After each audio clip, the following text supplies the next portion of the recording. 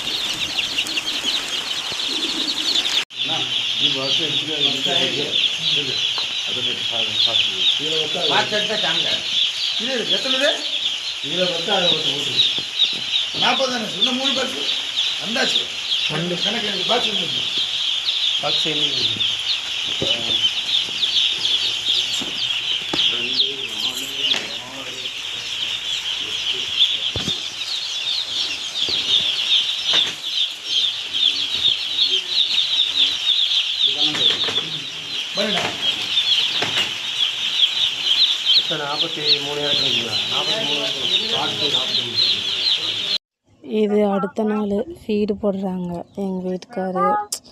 அப்படியே நானும் பார்த்துட்டு கொஞ்சம் நேரம் ஹெல்ப் பண்ணுறோம். பாருங்கள் எப்படி இருக்குதுன்னு.